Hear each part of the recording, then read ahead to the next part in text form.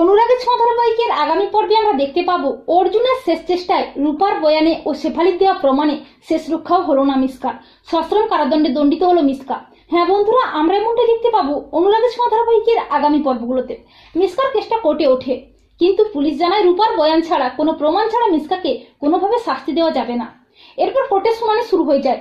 সূর্যদীপ আর লাবণ্য সহ সবাই যায় কোর্টে, কিন্তু কোর্টে মিসকার পক্ষের উকিল প্ল্যান করে মিসকার কেসটা ধামাচাপা দেওয়ার জন্য দীপাকে নিয়ে নোংরা কথা বলে, অর্জুনকে নিয়ে নোংরা ইঙ্গিত করে। অপরদিকে অর্জুন মনে মনে ভাবে আমাকে শেষ চেষ্টা করতেই হবে। এই বলে অর্জুন চেষ্টা করে যদি রূপাকে কোনোভাবে কথা বলানো যায়। অর্জুন বলে, রূপা, তোমাকে তোমার মায়ের জন্য কথা বলতেই হবে। মিসকাকে তার অন্যায়ের শাস্তি দিতে হলে তোমাকে উঠে দাঁড়াতেই হবে। একটা সময় রূপা অর্জুনের চেষ্টায় রেসপন্স করে কথা বলতে পারে, আর ঠিক তখনই শেফালিও হাজির হয়ে যায় অর্জুনের কাছে। শেফালিকে দেখে অবাকই হয় অর্জুন। শেফালি বলে, অর্জুন বাবু, মিসকাই যে রূপা দিদিমণিকে অ্যাক্সিডেন্ট করেছিল তার প্রমাণ আছে। এই বলে অর্জুন শেফালি রূপাকে নিয়ে কোর্টে আসে।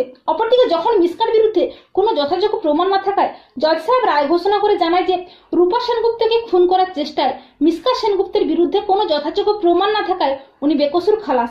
আর ঠিক তখনই কোর্টে পৌঁছে যায় অর্জুন।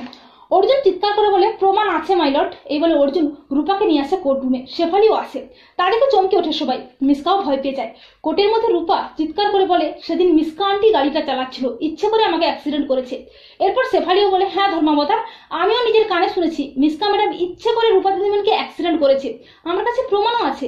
এই বলে শেফালি জজ সাহেবের হাতে তুলে দেয় রেকর্ডিংটা শুনে চমকে ওঠে সবাই। শেষ রক্ষাও হলো না মিসকার। এরপর জজ সাহেব রূপার বয়ানে ও শেফালির দেওয়া প্রমাণের উপর ভিত্তি করে মিসকাকে সশ্রম কারাদণ্ডে দণ্ডিত করে। তো বন্ধুরা, তোমরা এটাই চাও তো যে শেষ পর্যন্ত অর্জুনের শেষ চেষ্টায় রূপার বয়ানে ও শেফালির দেওয়া প্রমাণেই যেন কঠিন শাস্তি পায় মিসকা? কমেন্ট করে জানাতে ভুলো না তোমাদের মতামত।